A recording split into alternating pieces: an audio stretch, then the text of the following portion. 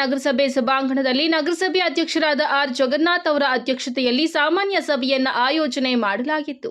ಸಾಮಾನ್ಯ ಸಭೆಯಲ್ಲಿ ನಗರಸಭೆ ಒಳಾಂಗಣ ಹಾಗೂ ಹೊರಾಂಗಣದಲ್ಲಿ ಸೂಕ್ತ ಪೊಲೀಸ್ ಬಂದೋಬಸ್ತ್ ಮಾಡಲಾಗಿತ್ತು. ಸಾಮಾನ್ಯ ಸಭೆ ಆರಂಭವಾಗುತ್ತಿದ್ದಂತೆ ನಗರಸಭಾ ಸದಸ್ಯರಾದ ಮೊಹಮ್ಮದ್ ಶಫೀಕ್, ಅಗ್ರಹಾರ ಮುರಳಿ, ಜೆಸಿಪಿ ನಟರಾಜ್, ಮಂಜುನಾಥ್, ರೂಬಿಯಾ ಸುಲ್ತಾನ್, ದೇವಳಂ ಶಂಕರ್ ಅವರು ಈ ಹಿಂದೆ ನಡೆದಿರುವ ಸಾಮಾನ್ಯ ಸಭೆಗಳಲ್ಲಿ ಸಭೆಯ ಸಭಾಂಗಣದಲ್ಲಿ ಪೊಲೀಸರಿಗೆ ಅವಕಾಶ ಕಲ್ಪಿಸಿಕೊಟ್ಟಿರಲಿಲ್ಲ. ಈ ದಿನ ನಡೆಯುತ್ತಿರುವ ಸಭೆಯಲ್ಲಿ ಮಾತ್ರ ಪೊಲೀಸರಿಗೆ ಸಭೆಯ ಒಳಾಂಗಣದಲ್ಲಿ ಅವಕಾಶ ಕಲ್ಪಿಸಿಕೊಟ್ಟು ಸಭೆ ನಡೆಯುತ್ತಿರುವುದು ಎಷ್ಟರ ಮಟ್ಟಿಗೆ ಸರಿ ಎಂದು ನಗರಸಭೆ ಅಧ್ಯಕ್ಷ ಹಾಗೂ ಪೌರಾಯುಕ್ತರ ಮೇಲೆ ಗರಂ ಆದ ನಂತರ ಪೌರಾಯುಕ್ತರು ಹಾಗೂ ನಗರಸಭಾ ಸದಸ್ಯರು ಸಭೆಯ ಸಭಾಂಗಣದಲ್ಲಿ ಕೂತಿದ್ದ ಪೊಲೀಸರನ್ನ ಹೊರಗಡೆ ಕಳುಹಿಸಿ ಸಭೆಯನ್ನ ಮುಂದುವರೆಸಿದ್ದಾರೆ.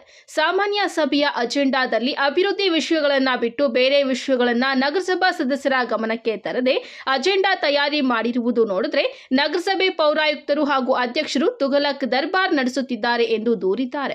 ಇನ್ನು ನಗರಸಭೆಯಲ್ಲಿ ದಲ್ಲಾಳಿಗಳ ಹಾವಳಿ ಹೆಚ್ಚಾಗಿದೆ. ಒಂದು ಸೈಟಿನ ಈ ಖಾತೆ ಮಾಡಿಕೊಡಲು 20 ರಿಂದ 25 ಸಾವಿರ ರು ಲಂಚ ಅಧಿಕಾರಿಗಳು ಪಡೆಯುತ್ತಿದ್ದಾರೆ ಎಂದು ನಗರಸಭಾ ಸದಸ್ಯರಾದ ಮೊಹಮ್ಮದ್ ಶಫೀಕ್ ಗಂಭೀರ ಆರೋಪ ಮಾಡಿದ್ದಾರೆ.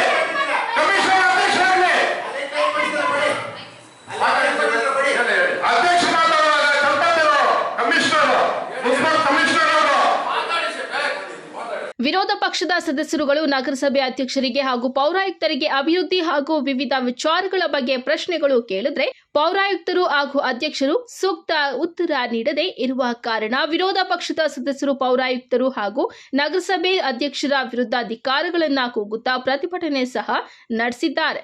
ಈ ಸಂದರ್ಭದಲ್ಲಿ ಮಾತನಾಡಿದ ನಗರಸಭಾ ಅಧ್ಯಕ್ಷ ಜಗನ್ನಾಥ್, ಸಾಮಾನ್ಯ ಸಭೆಯಲ್ಲಿ ಕೂಗಾಡಿದ್ರೆ ಸಮಸ್ಯೆಗಳು ಬಗೆಹರಿಯುವುದಿಲ್ಲ. ಒಬ್ಬೊಬ್ಬರಾಗಿ ತಮ್ಮ ವಾರ್ಡಿನ ಸಮಸ್ಯೆಗಳನ್ನ ಹೇಳಿ ಪರಿಹರಿಸಿಕೊಳ್ಳುವುದಲ್ಲದೆ ನಗರದ ಅಭಿವೃದ್ಧಿಗಾಗಿ ಸಹಕಾರ ನೀಡಬೇಕು ಎಂದು ಕೋರಿದ್ದಾರೆ.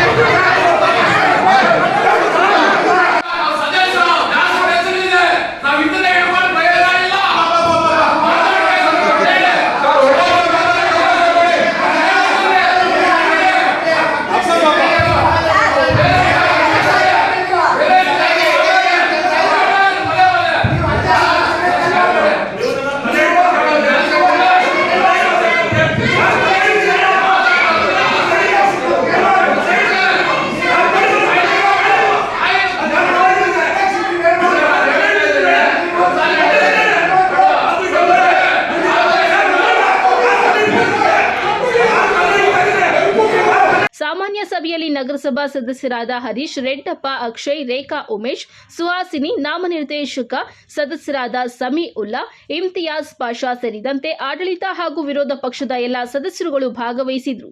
Assam Pasha, MM TV news, Chintamani.